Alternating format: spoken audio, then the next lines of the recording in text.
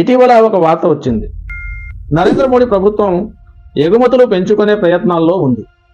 15 ముస్లిం దేశాలకు హలాల్ మాంసం ఎగుమతి చేయాలని విధానపరమైన నిర్ణయం తీసుకుంది. అక్టోబర్ 16 నుంచి ఈ ఎగుమతులు ప్రారంభమవుతాయని వార్త. బిజినెస్ స్టాండర్డ్ పత్రికలో అక్టోబర్ 3వ తేదీన ఈ వార్త ప్రచురించింది. ఈ వార్త చదివిన తర్వాత చాలా మందికి హలాల్ ఉత్పత్తులపై ఇటీవలి గగ్గులు తప్పక గుర్తుకొచ్చు ఉంటుంది. మచ్చకు కొన్ని వార్తలు చూద్దాం. గత సంవత్సరం ఉత్తరప్రదేశ్ యోగి ప్రభుత్వం హలాల్ ఉత్పత్తులపై నిషేధం విధించింది. ఆ వెంటనే అధికారులు వీరోత్సాహం ప్రదర్శించిన వార్తలు కూడా వచ్చాయి. అయితే అప్పట్లోనే హలాల్ నిషేధాలు ఎగుమతులకు వర్తించవని అశ్వత్థామ హత తరహాలో వినిపించకుండా చెప్పారు. దీనిపై జరగవలసిన మతతత్వ రాజకీయాలు నిస్సిగ్గుగా చేశారు.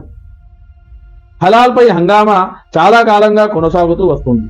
మార్చి 2022లో బీజేపీ నాయకుడు జాతీయ ప్రధాన కార్యదర్శి హోదాలో సిటి రవి హలాల్ అనేది ఆర్థిక జిహాద్ అన్నారు. ఆ తర్వాత హిందువులు హలాల్ ఉత్పత్తుల్ని బాయ్కాట్ చేయాలన్న నినాదాలు వినిపించాయి. ఉత్తరప్రదేశ్ ప్రభుత్వం హలాల్ నిషేధం విధించిన తర్వాత మహారాష్ట్రలో బీజేపీ నాయకుడు నితీష్ రాణే మహారాష్ట్రలో కూడా హలాల్ నిషేధం విధించాలని చెప్పారు. హలాల్ సర్టిఫికేషన్ కోసం సేకరిస్తున్న సొమ్మును ఉగ్రవాదానికి ఉపయోగిస్తున్నారనే తీవ్రమైన ఆరోపణలు కూడా చేశారు. ఏళ్ల తరబడి హలాల్ ఉత్పత్తులపై హంగామా చేస్తూ వస్తున్న వారు గుట్టుచప్పుడు కాకుండా హలాల్ ఎగుమతులకు తలుపులు బార్లా తెరిచారు. హలాల్ సాగుతో ముస్లింలపై దాడులు చేస్తూ వచ్చిన బీజేపీ పార్టీ అధికారంలో ఉన్న ప్రభుత్వమే ఇప్పుడు అంతర్జాతీయ స్థాయిలో హలాల్ ఉత్పత్తుల ఎగుమతులకు సదుపాయాలు కల్పిస్తోంది. హలాల్ మాంసం ఎగుమతులకు సంబంధించిన guidelines director general of foreign trade ఇటీవల జారీ చేసింది. హలాల్ మాంసం ఎగుమతుల విషయంలో ప్రభుత్వం గుర్తించిన 15 దేశాలు ఏవంటే Bahrain, Iran, Iraq, Kuwait, Malaysia, Bangladesh, Indonesia, Jordan, Oman, Philippines, Qatar, Saudi Arabia, Singapore, Turkey, United Arab Emirates. హలాల్ ఉత్పత్తులకు ఈ దేశాల్లో పెద్ద మార్కెట్ ఉంది. ఈ దేశాల్లో ముస్లిం జనాభా పెద్ద సంఖ్యలో ఉంది. హలాల్ ఉత్పత్తులకు చాలా డిమాండ్ ఉంటుంది. ఈ విషయం గురించి మరింత చర్చించే ముందు అసలు హలాల్ అంటే ఏమిటో తెలుసుకుందాం. హలాల్ అనేది అరబీ పదం. ఈ పదానికి అర్థం అనుమతించబడినవి. ఇస్లామీయ చట్టాల ప్రకారం అనుమతించబడిన అంటే ధర్మబద్ధమైన ఉత్పత్తులను హలాల్ ఉత్పత్తులు అంటారు. చాలా మంది హలాల్ అంటే మాంసాహారానికి సంబంధించినవిగా భావిస్తారు. కానీ ముస్లిములకు హలాల్ అంటే కేవలం మాంసాహారానికి సంబంధించింది మాత్రమే కాదు. హలాల్, హరాం అనే విచక్షణ అంటే అనుమతించబడినవి, నిషేధించబడినవి అనే విచక్షణ ప్రతి ముస్లిం ప్రతి పని విషయంలోనూ దృష్టిలో ఉంచుకుంటాడు. ఇది డిఎన్ఏలో భాగమైపోయి ఉంటుంది. ఇక మాంసాహారానికి సంబంధించిన తినదగిన జంతువులు, వాటిని వధించే పద్ధతి, సంకల్పాలు వంటి నియమాల ప్రకారం ఉన్న మాంసాహారం హలాల్. ఇది కేవలం మాంసాహారానికి సంబంధించింది మాత్రమే కాదు, చాలా విషయాలకు వర్తిస్తుంది. ఉదాహరణకు మద్యం నిషిద్ధం. కాబట్టి మద్యానికి సంబంధించిన ఎలాంటి పనులైనా అంటే అమ్మటం, కొనటం, తాగటం మాత్రమే కాదు, మద్య వ్యాపారానికి సంబంధించి ఎలాంటి ప్రమేయమైనా సరే హలాల్ కాదు, అది హరాం కిందకి వస్తుంది. అలాగే వడ్డీ నిషిద్ధం. వడ్డీకి సంబంధించిన ఎలాంటి జోక్యం ఉన్న వ్యాపారమైనా వ్యవహారమైనా సరే హరాం. ఏదైనా వస్తువు ఉత్పత్తిలో ఆల్కహాల్ లేదా పంది మాంసం, కొవ్వు ఉపయోగించి ఉంటే అది హలాల్ కాదు. ఇది తినే, తాగే, ఉపయోగించే వస్తువులకు సంబంధించింది మాత్రమే కాదు. వ్యాపారం చేస్తూ ఉంటే హలాల్ నియమ నిబంధనలను పాటించాలి. స్టాక్ మార్కెట్ ట్రేడింగ్లకు సంబంధించి కూడా హలాల్ ట్రేడింగ్ మార్గదర్శకం ఇచ్చే యాప్లు ఉన్నాయి.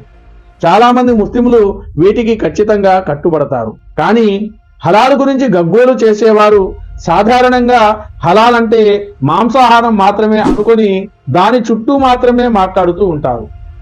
హలాల్ అనేది ముస్లిముల జీవితంలో భాగం, ప్రతి పనిలో వర్తించే నియమ నిబంధనలు. ఇక అసలు విషయానికి వస్తే ఇప్పుడు హలాల్ మాంసం ఎగుమతులకు మార్గదర్శకాలు జారీ చేశారు. ఇందాక పేర్కొన్న దేశాలకు హలాల్ మాంసం ఎగుమతి చేసేవారు ఖచ్చితమైన ధృవీకరణ పత్రాలు తీసుకోవలసి ఉంటుంది. దీనివల్ల భారత్ హలాల్ ఉత్పత్తుల విశ్వసనీయత పెరుగుతుంది. హలాల్ ఎగుమతులపై ఇంత శ్రద్ధ ఎందుకంటే ఇది చాలా పెద్ద మార్కెట్. భారతదేశంలో హలాల్ సర్టిఫికేషన్ విషయంలో అనేక సంవత్సరాలుగా గగ్గోలు పెట్టిన వారు ఇప్పుడు హలాల్ సర్టిఫికెట్లతో ఎగుమతుల విశ్వసనీయత పెంచుకోవాలని అనుకుంటున్నారు. హలాల్ అలవాట్లకు సంబంధించి ముస్లిములపై దాడులు చేసిన వారు, ముస్లిములను హేళన చేసిన వారు, ముస్లిములను నేరస్తుల్లా చూసిన వారు, ముఖ్యంగా సోషల్ మీడియాలో వీరంగాలు చేసిన వారు ఇప్పుడు ఏమంటారో చూడాలి. పరివార శక్తులు హలాల్ ఉత్పత్తులపై చేసిన విద్వేష ప్రచారం అందరికీ తెలిసిందే. హలాల్ ఉత్పత్తులు ముస్లిమేతరుల పట్ల వివక్ష అంటూ విరుచుకుపడ్డారు. పశువధ చేసే పద్ధతి అమానుషంగా ఉంటుందన్నారు. హలాల్ ఉత్పత్తులను బాయ్కాట్ చేయాలని పిలుపునిచ్చారు. ఇక్కడ అప్రస్తుతమైన మరో విషయం చెప్పాలి. ఇప్పుడు పశ్చిమాసియాలో యుద్ధ మేఘాలు దట్టంగా అలుముకొని ఉన్నాయి. లెబనాన్ పై ఇస్రాయెల్ దాడులు చేస్తుంటే ఇస్రాయెల్ పై ఇరాన్ విరుచుకుపడింది. ఈ నేపథ్యంలో ఇస్రాయెల్ పై అపార సానుభూతి చూపిస్తూ ఇస్రాయిల్ తమకు ఆప్తదేశం అనే స్థాయిలో కొందరు మాట్లాడుతున్నారు. ఇస్రాయెల్లోని యూదులు కానీ, యూదులు ఎవరైనా కానీ వారి ఆహార నియమాల ప్రకారం కోషర్ పద్ధతిలో వధించిన పశు మాంసాన్ని మాత్రమే తింటారు. కోషర్ సర్టిఫికేషన్ కూడా జరుగుతుంది. నిజానికి కోషర్ నిబంధనలు మరింత కఠినంగా ఉంటాయి. కోషర్ సర్టిఫికేషన్ లేకపోతే యూదులు కూడా తినరు. ఈ మతపరమైన నిబంధనను అందరూ గౌరవించాలి. ముస్లింలు కూడా దీనిపై ఎప్పుడూ అభ్యంతరం చెప్పలేదు. సౌదీ తదితర ముస్లిం దేశాల్లో కూడా యూదులకు కోషర్ సర్టిఫికేషన్ ఉన్న ఆహార ఉత్పత్తులు లభిస్తాయి. కేవలం శాకాహారం మాత్రమే తినేవారు కూడా ఇలాంటి సర్టిఫికేషన్ వ్యవస్థలను ఏర్పాటు చేసుకుంటే అనేక వివాదాలను నివారించవచ్చు. కేవలం ముస్లిములను విలన్లుగా చిత్రీకరించడం మాత్రమే ప్రధాన రాజకీయ ఆయుధంగా మారిన నేటి పరిస్థితుల్లో హలాల్ ఉత్పత్తులపై గగ్గోలు ఓట్ల వాన కురిపిస్తుందనుకునే వారు హలాల్ ఉత్పత్తులపై హంగామా చేశారు. కానీ వ్యాపార లాభాలు వీళ్ళకు కూడా కావాలి. కాబట్టి అంతర్జాతీయంగా హలాల్ పరిశ్రమకు ఉన్న మార్కెట్ వీళ్ళకు కూడా కావాలి. అంతర్జాతీయంగా హలాల్ ఉత్పత్తులకు డిమాండ్ భారీగా పెరుగుతోంది. దేశంలో కూడా ముస్లింలు హలాల్ ఆహారమే తింటారు. మార్కెట్ అంచనాల ప్రకారం ప్రపంచంలో హలాల్ ఆహారం మార్కెట్ విలువ 2021లో $1978 బిలియన్, 2027 నాటికి ఇది $3,907 బిలియన్ చేరుకుంటుందని తెలుస్తోంది. ఈ మార్కెట్ అంతా కేవలం ముస్లిం మెజారిటీ దేశాల్లోనే ఉందనుకుంటే పొరపాటు. ముస్లిమేతరులు కూడా చాలా మంది హలాల్ ఆహారాన్ని ఇష్టపడుతున్నారని, ఆహారం తయారీ ప్రమాణాలతో పాటు ఆరోగ్యానికి మంచిదని భావిస్తున్నారని తెలుస్తోంది. గూగుల్ చూస్తే చాలా వివరాలు తెలుస్తాయి. ముస్లిముల హలాల్ అలవాట్లపై గగ్గోలు చెంది హలాల్ అంటే ఆర్థిక జిహాద్ అని దుష్ప్రచారం చేసి ముస్లిములను విలన్లుగా చిత్రీకరించిన తీరుకు, కరోనా జిహాద్ అంటూ కరోనా కాలంలో ముస్లిములను విలన్లుగా చిత్రీకరించిన తీరుకు ఉన్న పోలికలను గమనిస్తే దేశంలో నేడున్న పరిస్థితి ఏమిటో స్పష్టంగా అర్థమవుతుంది. కానీ అంతర్జాతీయంగా ఎగుమతులకు హలాల్ సర్టిఫికేషన్ అవసరమైనప్పుడు ఈ శక్తులకు వత్తాసు పలికే వ్యాపారవేత్తలు కూడా హలాల్ సర్టిఫికేట్లతో ఎగుమతులు చేయడానికి పోటీలు పడతారు. అల్ కబీర్ పశువధశాల గురించి తెలియని వారెవ్వరూ లేరు. ఈ పశువధశాల యజమానులెవరు?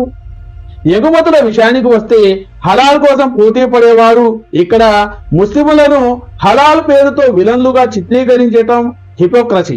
ఎగుమతులు పెంచడానికి హలాల్ సర్టిఫికేషన్ విషయంలో తగిన మార్గదర్శకాలను జారీ చేయటం ఆహ్వానించదగిన పరిణామమే.